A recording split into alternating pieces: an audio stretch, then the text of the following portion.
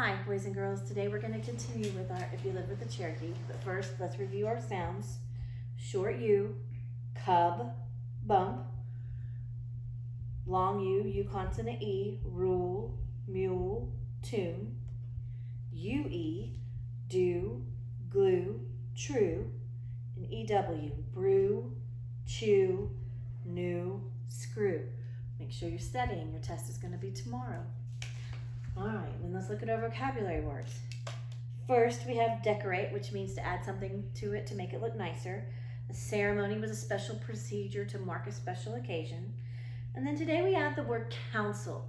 And a council is a group of people who come together to help make decisions before like a tribe, or at the high school they have a student council, a group of students who work with the administration to help make important decisions. So a council is a group of people who work together to make decisions.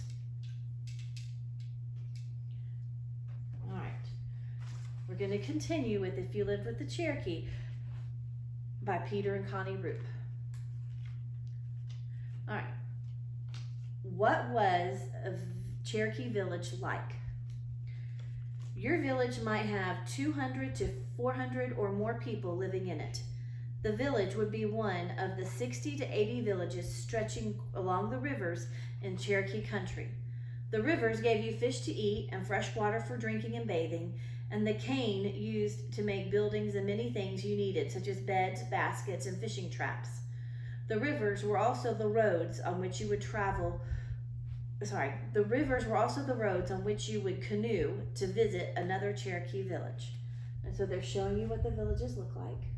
Okay, and they were close to the rivers because they would use the rivers to travel up and down to get from one village to another village. The council house stood in the center of your village. It was the most important building. In some villages, the council house was built atop a high mound of earth. The council house was made of woven cane covered with a layer of mud, just like your summer home. A sacred fire always burned in the council house.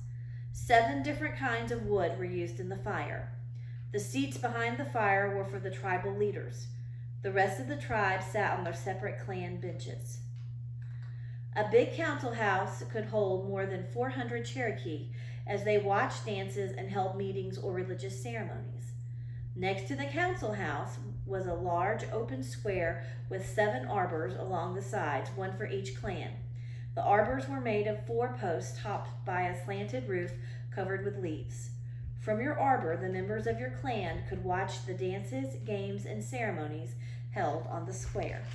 Okay, look at our pictures. This is inside our council house, and then this is the arbor they sit where they can watch what's happening. The summer and winter family houses were built beyond the square, but not far away. According to Cherokee tradition, a home should be close enough for you to hear a drum beaten on the square. Your mother would have a small family garden near your house, but most of the corn you ate was grown in the big village cornfield. The field would be in a valley with rich soil and lots of water. All the women and girls helped take care of this cornfield.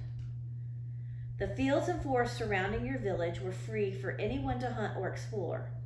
Many Cherokee villages had a tall wall of pointed wooden posts surrounding them. This wall helped to keep wild animals and enemies out of the village.